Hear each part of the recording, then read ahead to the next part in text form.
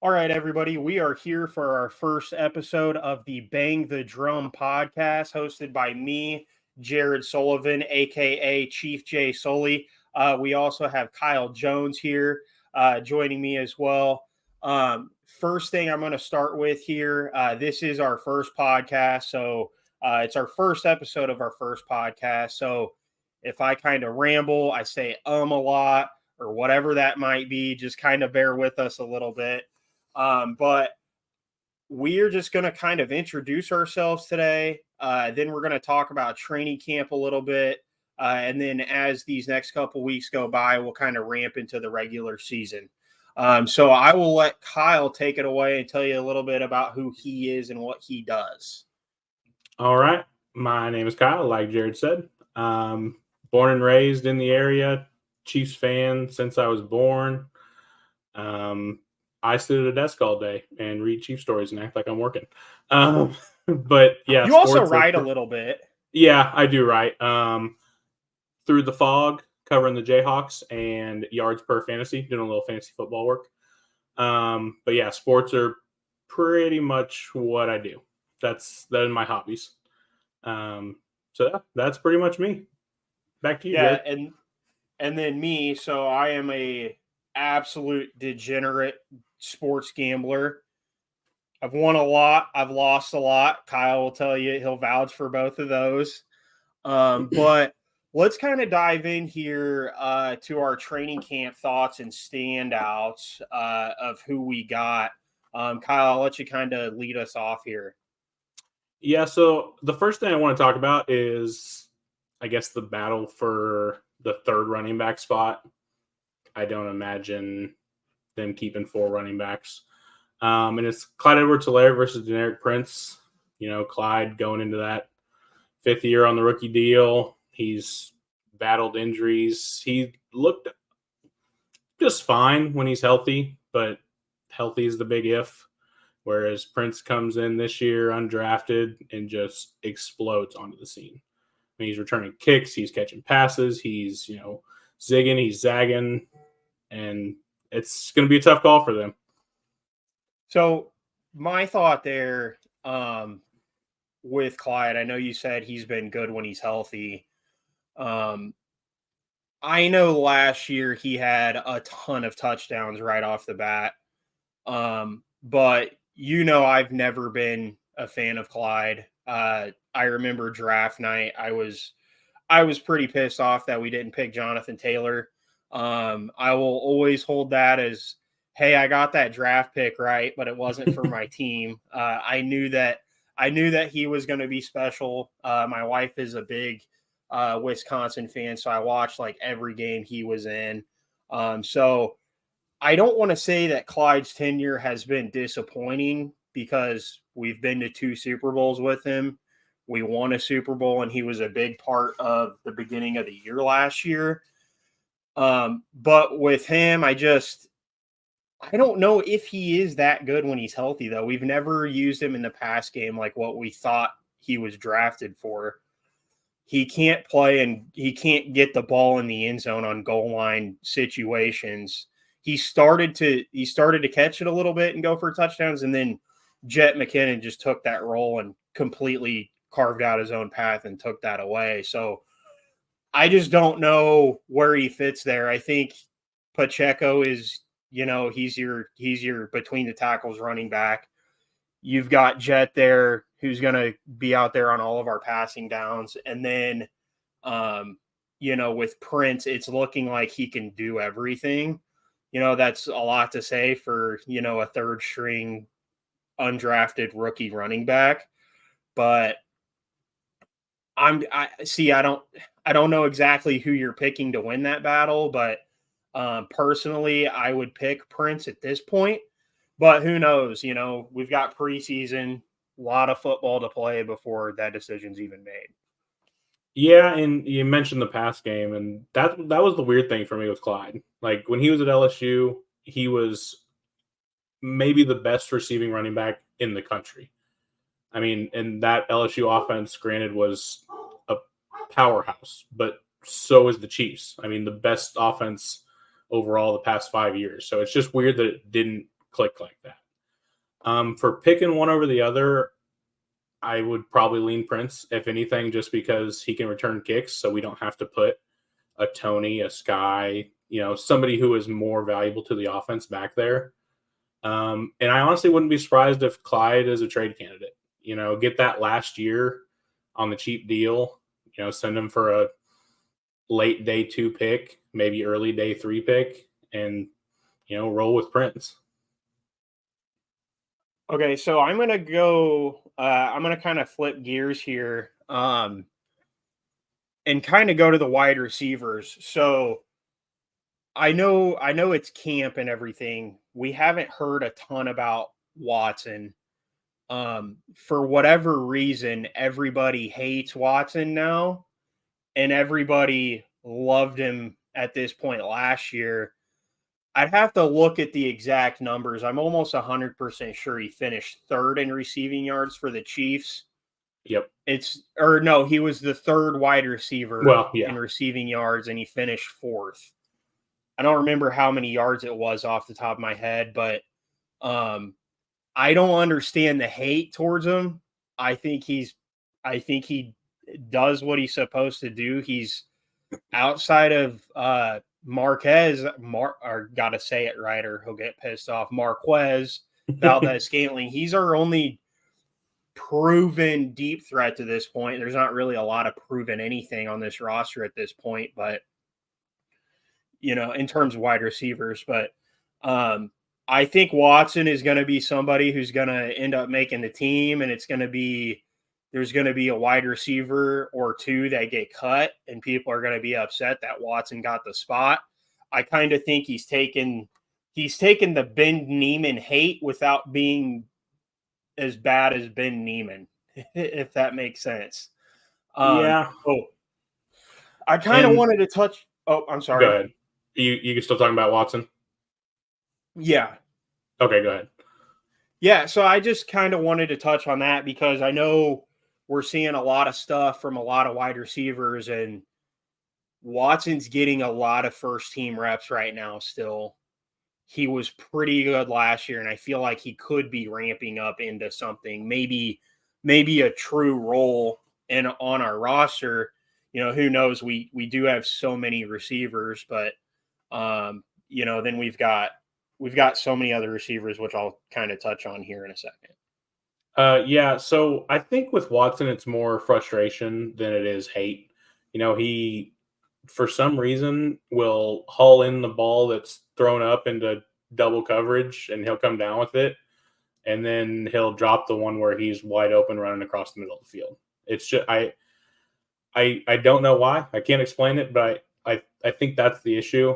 And I wonder if all those first team reps right now, obviously with Tony being out, is so that the younger guys, Ross, Rice, so they can get reps in the second team so they get more targets.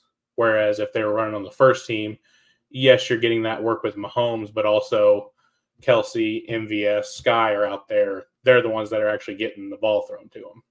So I wonder if maybe that's just because Watson's been there, done that. They know they can throw him out there and he'll do what he does. Whereas the young guys need the targets and they need to work on stuff. So they give them the second team reps so they can get more balls that thrown their way. Okay. So for me, the next couple, I'm going to stick with the receiving core. So I've got my notes here. I think so. We're hearing a lot of good things about Rice. I know he got hurt. We'll see what that is, what happened. We're hearing a lot of good things about Rice. And from what I've seen, I know he doesn't necessarily have the exact speed, but I think he could be a prime candidate to fill what the Sammy Watkins role was. He wouldn't necessarily be the Robin to a Batman because there's not a Batman wide receiver on the other side.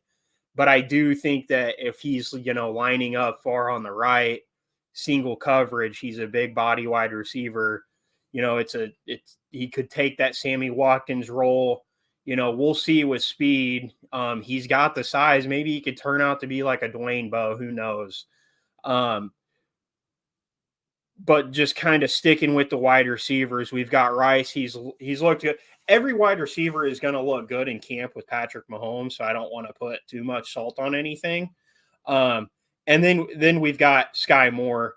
Sounds like he's progressing a lot. Sounds like he's also going to be between the numbers kind of slot receiver. It's kind of what he's looking like where he's going to end up. So we'll kind of see, I guess. Obviously, they want Tony to be the one. Tony has shown that he's got talent. I just don't know if he's going to stay on the field. So we'll see what happens with him. I'm just kind of curious. I mean, who are you thinking is going to end up being the one? I mean, do you think we're even going to really have a one? I know we have Kelsey. That's your one. But in terms of a wide receiver, do you think we have 1,000-yard guy, or do you think we've got 2 or 3 700 to 900-yard guys?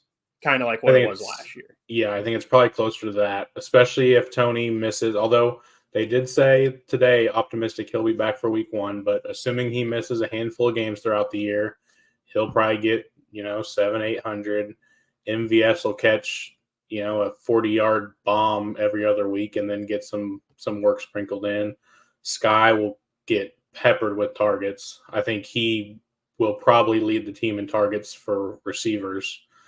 What's tough with Rice and Justin Ross is they're kind of trying to fill the same role, like you said, the Sammy Watkins role. They're both big bodies. They're both, can make a play on the ball, which we've never really had. Sammy could do it. And, well, I say we. The Mahomes era has never really had. And now we got 2 that are competing for it. I think I would lean Ross right now. He's getting all the hype, which, it's training camp, like you said, who knows.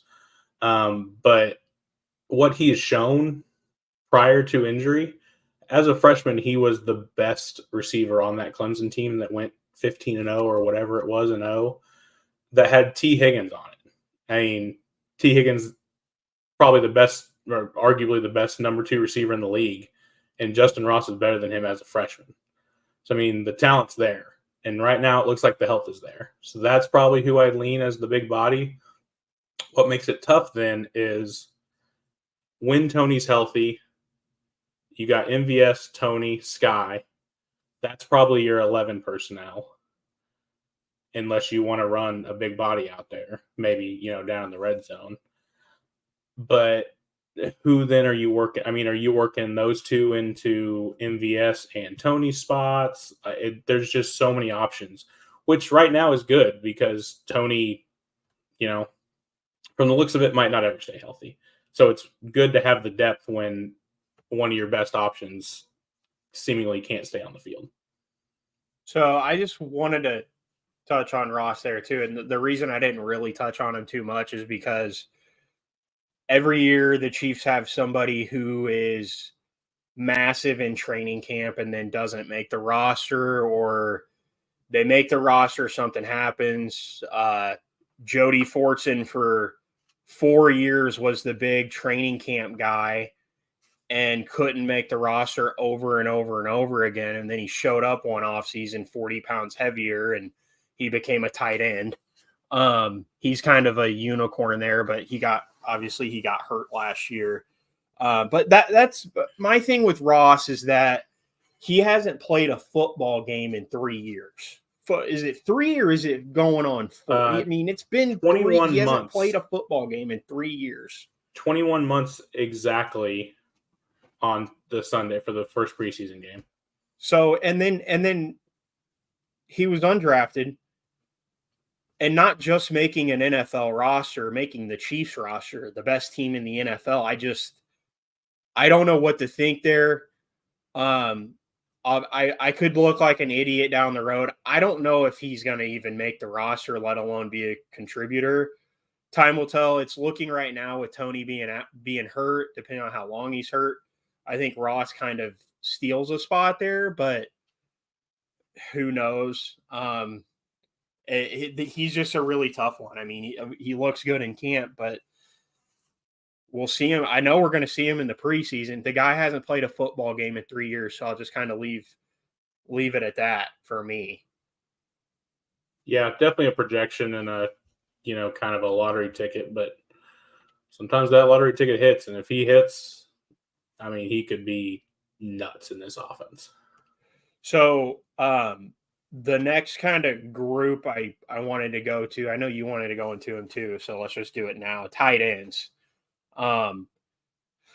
Last year, Bushman looked very, very special in the preseason. He looked special. He looked like a legit number one tight. Now it's preseason. Then he got hurt really bad. I know he's pretty old too. I know we say old, but it's football. What is he, 29? 28, Yeah, 29. weirdly old for some guy that we've just now started hearing about. So thing with him is he looked so good last year, and he was going to make the roster, and then he got hurt. So I really like him, but then we got to start questioning, okay, we're not bringing a fullback. So how many tight ends are we going to go with? Are we going to go with 3? Are we going to go with 4? Because I think I'm just looking here. So we've got Gray, Fortson, Bell, Bushman, and of course Kelsey. We're not going 5 tight ends. We're going 4 max. And I think right now your 2 that are kind of up in the air is Fortson and Bell. Actually, I know a lot of people would say, I don't know about Bushman. I'm just saying, with the way he looked last year, he looked like a legit tight end. And he's done that again this year. He's having a great Yes. spring this year too.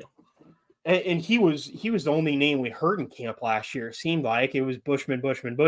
And then we saw him, and he had 2 touchdowns, and he had a touchdown every game, and then he had a 2 touchdown game. So we'll see where that goes, but I think it's between Bell and Fortson, and people love the Belldozer.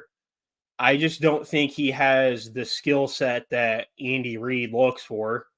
He wants a receiving tight end. Bell is not that. Bell would be he could fill the fullback, which could happen. But Gray did some of that last year when Bell got hurt. And in college. And they used him in some weird stuff in college, and nobody does weird better than Andy. And I think they're going to line him. He's going to be on the roster. He'll be the backup tight end, and he'll be the fullback, and they're going to run some weird stuff. Some of those shovel passes, they might even, put him on some wheel routes, get him matched up with the tight end, and just let him run. I think, Fortson still hasn't come back from his injury. What was it, shoulder, I believe? So, I mean, he could be IR candidate again. That's the only reason I have him kind of on there, is because I know that the Chiefs love Fortson. He was at the time when he came out of college, he was the highest paid undrafted free agent ever in terms of guaranteed money. So that's just a fun little nugget. He had the most guaranteed money ever for an undrafted free agent. So they have loved him for, how long has it been? 6 years? We were 5-6 years. Still in school. I want to say 2017. So he's been here as long as Mahomes has. He just finally made the roster last year. So I think this could be it for Bell. Unless Fortson goes on IR, they make him active just to put him on the IR and bring Bell back, because Bell would be a what do they call it? Vested veteran, where they can basically cut him for 24 hours. He doesn't have to go to waivers, and you can just bring him right back. They could do that if Fortson's out, but if Fortson comes back and he's on the active roster, I don't see Bell making it. They'll run Gray at fullback. They'll work Gray and Bushman, between the 20s, and they'll run Fortson in the red zone if he's healthy. That puts us, I was just going to say, and that puts us at 4 still. So with 7 there's receivers, no guarantee that's tough. that they even carry. Yeah, with the way wide receivers looking, there's no guarantee that they carry 4 at this point. And now you have to carry 3 quarterbacks. You don't have to make them active every week, but with the new rule, because of what happened to the Niners in the playoffs last year. You've got to keep 3 active quarterbacks. I Now, thought like I said, it's you can make them inactive every week, but you've always got to have 2 on the game day roster and then 3 on your roster. so. From my understanding, is that I'll have to look at the way the rule looks, but I'm pretty sure whenever I say this, it doesn't count against an active roster spot. It doesn't count Yeah, against the 53. There's essentially a 54th roster spot, and the 54th roster spot is only for a quarterback. That's right. essentially what it is. And that's still a lot. If we go 3 running backs, 7 receivers, 4 tight ends, that's 14, 16 more for the quarterbacks. I guess you go 9 offensive linemen, and there's your 25 on offense. Yeah. Yeah. So there's going to be some, and that's kind of where I wanted to go to next, was going to be kind of our surprise roster decisions, roster cuts, So what I kind of want to do here is, all right, who's your for sure roster cut? Who's somebody that you think is absolutely going to make it? And then we can kind of just discuss other people, some names we've probably already talked about. Now, do you Wait, want to do I'm for sure sorry. cuts and keeps, or do you want to do like one that we think surprisingly will or will not make it? Like, do you Well, want to do like surprise. okay, Something that'll surprise the audience. right? Okay. You can go first. I got to think on it for a second. Okay. So my first surprise cut is not a surprise to anybody who follows my Twitter or anything. It's Clyde. I don't think he's making the roster. I think we'll just have to see. I don't know. We'll have to see how Prince looks, but at this point on August in August, right before the first week of the preseason, I have Clyde out. That's my person I have out, and the person that I have kind of stealing that spot. So I don't know how they're going to list him, but I have Remigio taking that spot. So Remigio is technically a wide receiver. I think he could be listed as a running back. Basically, this guy is he's a special teamer, and they really like him at this point. So that's what I have right there. Is Clyde getting? I think Clyde gets cut. I think Remigio steals a spot. It's not necessarily him being a running back. I think he can get listed as whatever. He's going to play. He's going to play mostly special teams. Now, the flip side of that is I could see that not happening if they just decide to have Richie James be the punt and kick returner, because that's kind of what Remigio is doing. I know everybody is everybody's catching punts right now, but Remigio's been the one that kind of, all right, this guy looks legit. And then he's also been having some really good second team reps. So I know that's not a huge thing, but I think he's a guy that if he goes out in the preseason and dominates for 3 games, I think he's getting on the roster. Yeah, for It almost me, reminds me of Terrence Gore, to where he Terrence Gore, killed it the for preseason, didn't make the roster, and then he did surprisingly get activated a couple of times. I'm just saying I think Remigio could be active week 1. Terrence Gore, the speedster for the Royals. No, the running back, I don't think it was Terrence. number I'm pretty sure 40. isn't no Derek. Terrence is the Derek Gore, I'm sorry. yeah. Terrence was the one for the Royals that was really really fast. Yeah, so that's my bad. Yeah, Derek Gore. He actually they just signed him over in Washington, so we'll see what happens there. I think Bieniemy, I think he's one of Bieniemy's guys, so we'll see if he ends up making it over there. But I was just trying to compare him to somebody, that had clearly wasn't going to make the team until he just absolutely wrecked everybody in the preseason, and it was like, who is this guy? So I could see Remigio kind of having that type of preseason. Yeah, for me, I think I'm gonna cheat a little bit. I think if Jody has to go on the IR to start the season, I think he could be a surprise cut. They'll just, cut their losses, go with Kelsey, Gray, Bushman, maybe Bell if they think they need 4. If Jody comes back before week 1 and they don't have to IR him, it'll probably be Bell, which I think it's a surprise just because, Bell's been there, done that. Andy seems to like him. But I think Bushman's going to do enough this year. I think they want to run more 2 tight end sets, and having 2 guys behind Kelsey that can do that would make that a lot easier. Okay. And then I just kind of wanted to circle back just a tad. Going back to some of these roster standouts, I just wanted to touch on a rookie, King Felix. Oh, yeah. I know we saw one play, but I haven't heard anything about him. I've seen a little bit of, both, which I guess is kind of a good sign. I've seen him win reps. I've seen him, get stood up, which, how do you take that? Is our offensive line really good, or are our edges going to struggle? But I think he will make more of an immediate impact than Karlaftis did. I think he's more day one ready. Karlaftis is much more of a work in progress, and I think he will take a jump this year. But I think you'll see more out of FAU this year than we did Karlaftis last year. Okay. Now, did you have anybody else you wanted to touch on before we get to our big topic of our first episode? For a surprise, make the roster. I don't know if it's a surprise, but Shamari Connor, the safety. I think he, especially with Najee Johnson going down, when they drafted him, they said, at worst, he's going to be a gunner. He's going to be a special teams guy. And with Najee going down, I think they need all the help they can get with that. And so I think he's going to make it just, if anything, just play teams. You can never have too much secondary depth, but mostly as a special teams guy. Okay.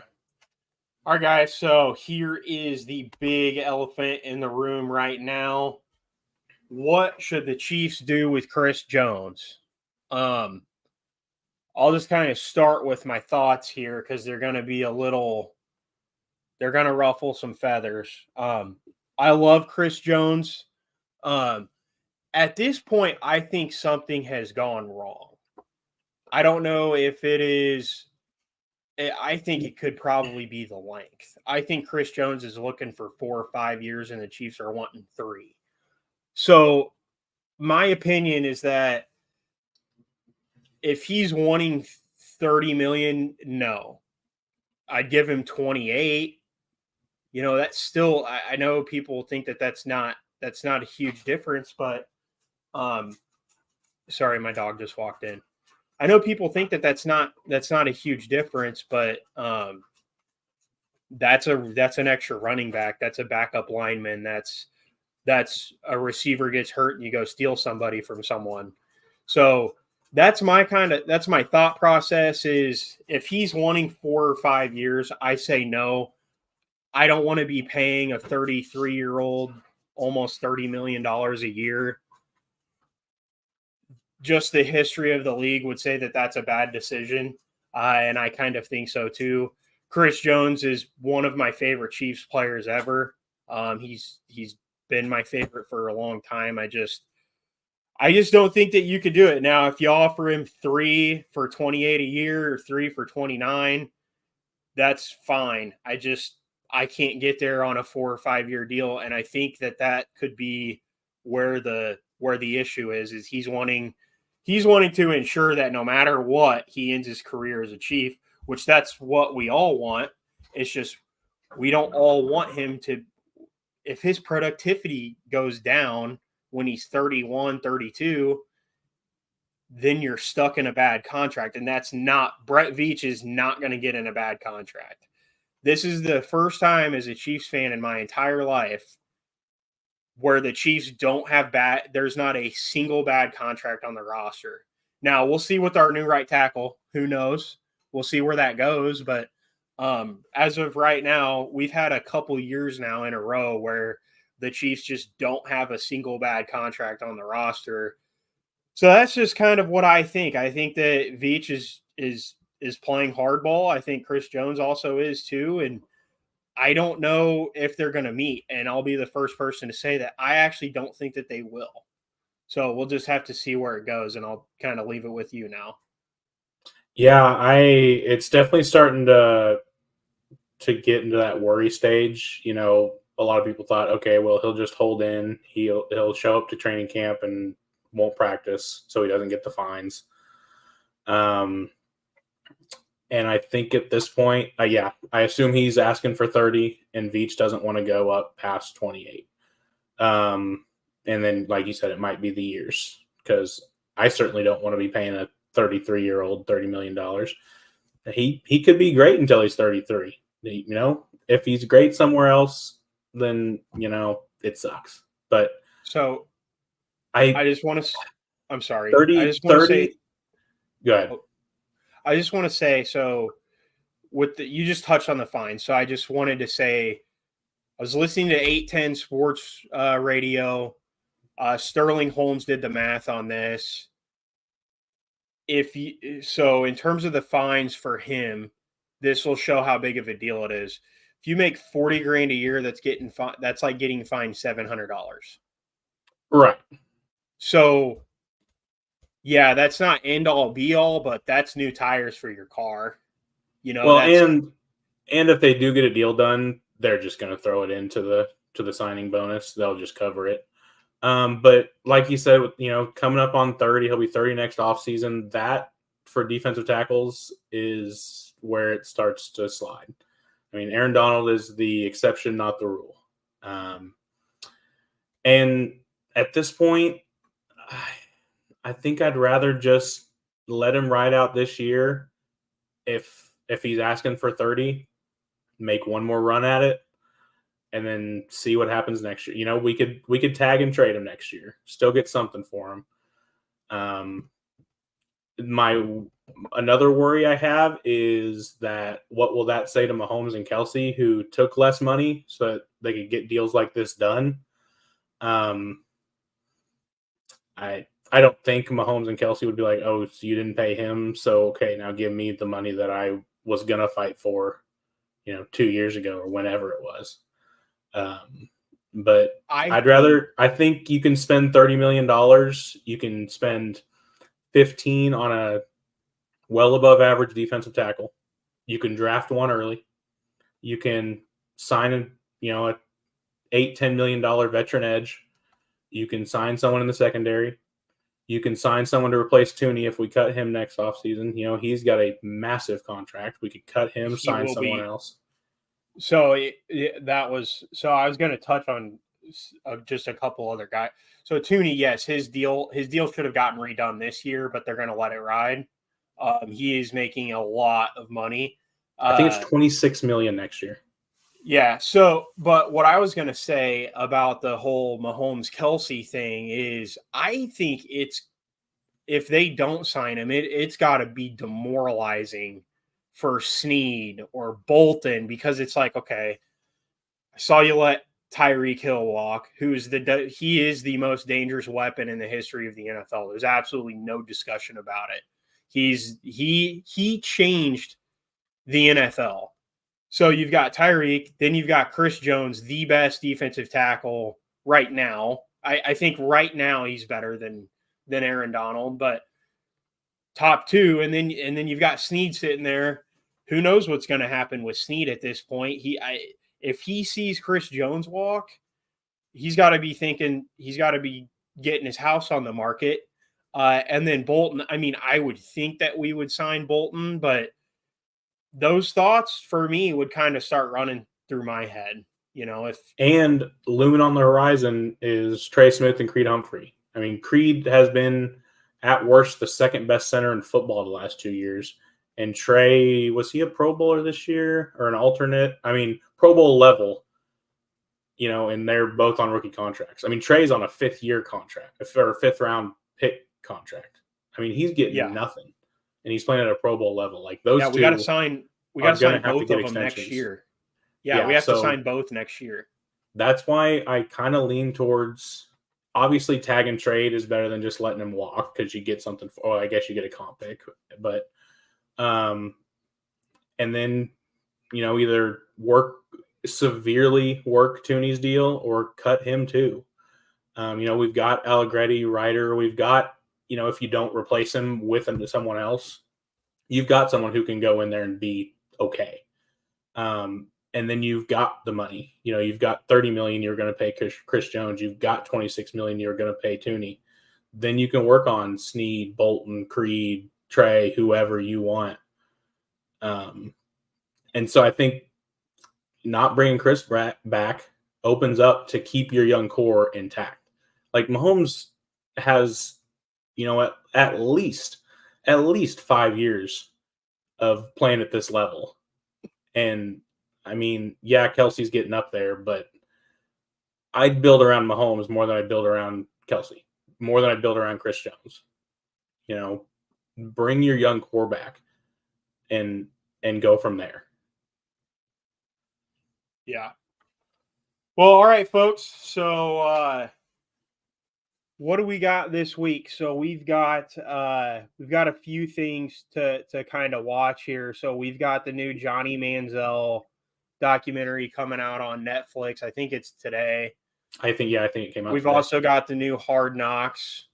And then we are going to do our best to get our second episode out before the first week of the season. Or not the first week of the season, the first preseason game. We're going to kind of look ahead and actually dive into the game a little bit and see who we think's actually going to play and a bunch of stuff that's going to end up not mattering second quarter into the preseason game. But yeah, I think this was a good first episode here, and we will see you guys later. Real quick before we get out of here, I'm going to need you to text me your Netflix login. We canceled ours because we never used it, and I haven't even watched Quarterback. I'm so far behind on share Netflix now. I had to get a new one. Oh yeah. Yeah. They got a free trial. I was paying for someone else's and I had to take my card off because I couldn't watch it anymore. Yeah, I might have to. I wonder if they got a free trial. I can just bump through it real quick. Yeah. Because everyone's talking about Quarterback and I don't know. I have no idea. I don't know what's going on. Well, yeah. I would pay the I don't know how much it is. I guess I could just pay for 1 month and then cancel it. Yeah. Pay for 1 month and then ask for a refund. Yeah. This wasn't what I wanted. Give me a refund. All right, guys. We will see you later. Thanks for watching.